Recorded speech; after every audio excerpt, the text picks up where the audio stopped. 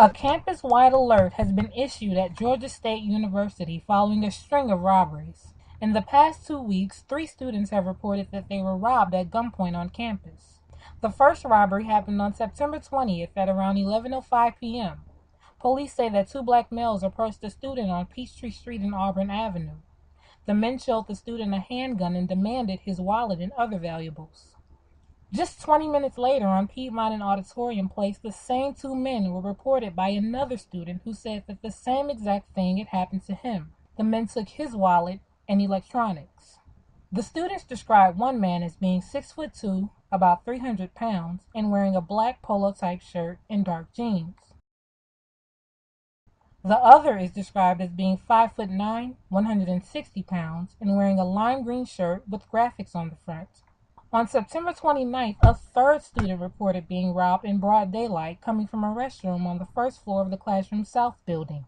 The student said that at 2:00 p.m., as he exited the restroom, 2 black males grabbed him by the neck, threatened to shoot him if he moved, and took his laptop. The 2 thieves took off running, but campus surveillance captured them on camera. Police are unsure if the 3 robberies are connected.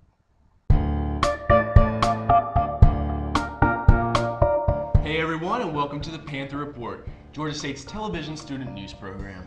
We've got lots to tell you about this week. GSU hosted a special guest last week, David Lieberman. First, he had a special session in Cinefest to talk with journalism students about the ins and outs of the newspaper business. GSTV was able to interview him one-on-one too. Let's check that out. Hello, I'm Kelly Murray with GSTV's Panther Report. Today we're speaking with David Lieberman from USA Today. How are you today? Pretty well, thanks. Very good. Internships. I want to know about internships for rising journalism students. What did you do when you started your career? What kind of internships did you obtain? What kind of experience did you gain? Well, interesting. I did not have an internship. I almost did.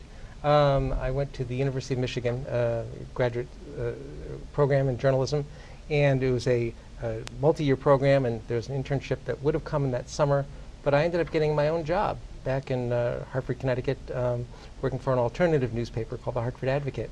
So that's what I did. And what does an alternative newspaper really mean? Alternative newspaper, we were an alternative to the major daily in town. So you had the Hartford Courant, which was the daily newspaper, like the Journal-Constitution would be here.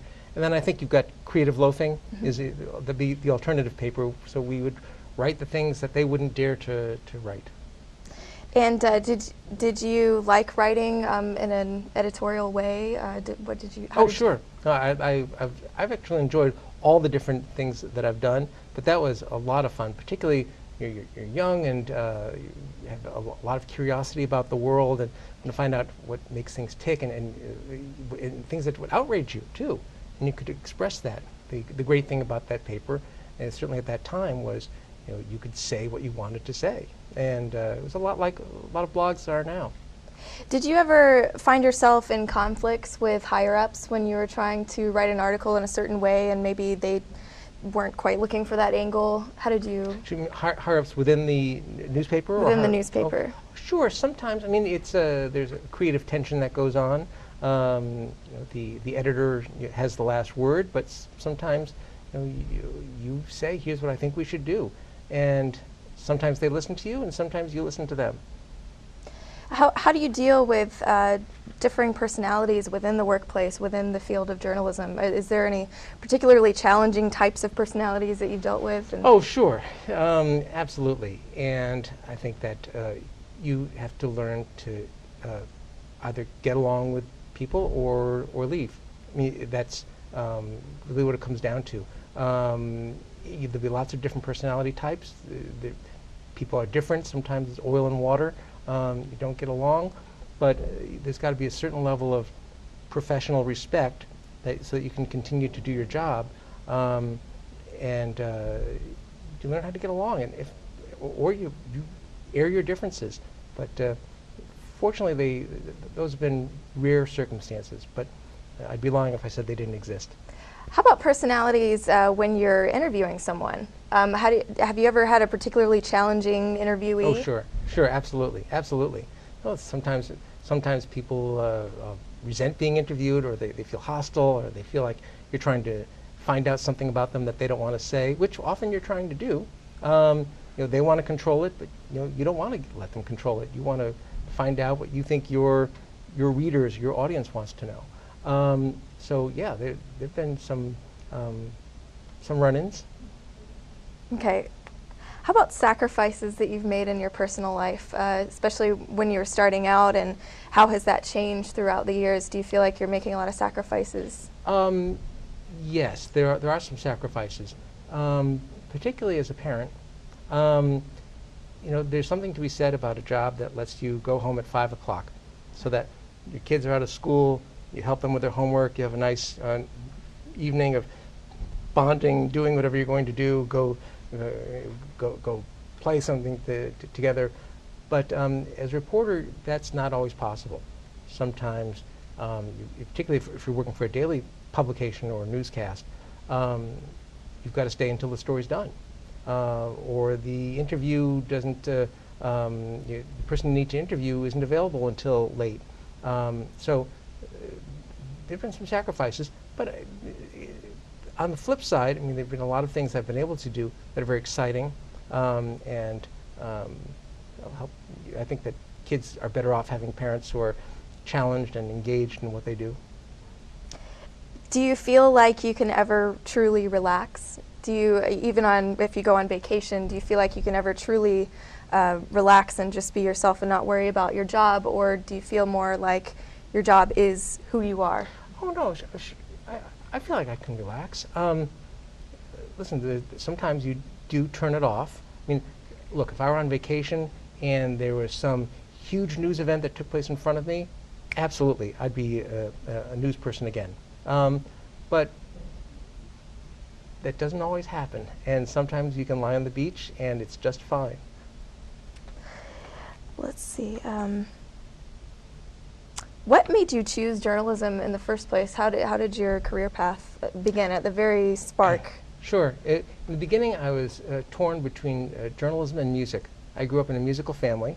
I was a bass player, and I actually made my way through college by playing different types of jobs, weddings, parties, bar mitzvahs, shows would come to Hartford, Connecticut. I'd play those, and it was a lot of fun. And when I finished my undergraduate work, I didn't know what I wanted to do because I'd worked on the school paper, and I really enjoyed that. So I went back to Hartford, Connecticut, and had the best of both worlds. The Hartford Advocate, which I'd mentioned, the alternative paper, had just started up. They needed people to write, but they couldn't pay very much. But that was okay because I was working at night and on weekend playing music. So I was able to do both. And as the year went on, I said, I really enjoy the intellectual stimulation, being a reporter, just the excitement of finding out new things, getting the feedback from people who really were impacted by what I wrote. And by the end of the year, I had no problem. I wanted to go into journalism. Where do you think what direction do you think journalism is going? Do you think that, as Noelle has mentioned, that she asked you about, do you think the paper is eventually going to go to the internet? Do you think that journalism is being spread to the masses, and maybe it's not just the journalists that are reporting? Do you feel that that's a good thing, a bad thing? How do you kind of feel? Sure. Well, there's no question journalism is changing, and it's changing in very profound ways. It's no longer, some people used to criticize journalists as being like a priesthood. There were a few papers, a few TV stations, and you worked for them, and you had this power, and that's no longer the case. We're seeing all kinds of, you can call them experiments, some are more than experiments now, where students are writing the news, ordinary people are writing the news, user-generated content. I say writing the news, but it can also be video. And I think that's here to stay in some way, shape, or form.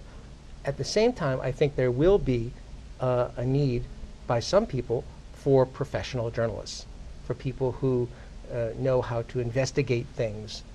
The average person doesn't have time to do certain things, to spend a whole day going through records, or to try to get that interview with someone who doesn't want to interview you, or even to present it in a way that ordinary folks will understand, or your audience will understand. So I think that there'll be a need for both, but there's no question that user-generated content is a fact of life. From the time you wake up in the morning till when you go home for the evening, what does a particular day look like for you? Oh, well, one of the things I like about journalism is that each day can be different. So it depends on what the news is of the day. Like today is not like any day that I had last week. But typically when I wake up, the first thing I do is to inform myself. You know, what's happened in the world? Is there anything I need to know? Anything that people will be talking about? Particularly on my beat, which is I cover media and technology. And which sources do you look at to find that information? Well, it's a lot, but I'll say the usual suspects. I mean, certainly read my own paper, the USA Today. Hopefully, I know what's going to be in there ahead of time. I'll read the New York Times. I'll read the Wall Street Journal. I'll go online. I'll look at different blogs or see what different wires are covering. Look at Reuters or Bloomberg, the Associated Press. After a while, you start getting a sense as to what's out there, what's new. If there's something that's interesting, it'll be appearing in lots of different places. Is your favorite thing to write about music? No, my favorite thing to write about is the media business. Music is something I enjoy playing. Music is a hard thing to write about. There's a comic named Martin Mull who had a funny line. He said, writing about music is like dancing about architecture. Although I have written about music and I have enjoyed that, but I think we're living in a fascinating time now where the way we come to understand the world is changing. And our personal habits, I mean, we carry around these smartphones now that connect us to this thing called the internet. It's all brand new in terms of the history. So things are changing so dramatically in such exciting ways that there's a revolution taking place. It's a cultural revolution. And so to me, I can't think of anything that'd be more exciting than to cover that battle as it's being waged. I think we've about rounded up. So this has been an interview with David Lieberman, and I'm Kelly Murray. Thank you very much. Thank you. My pleasure.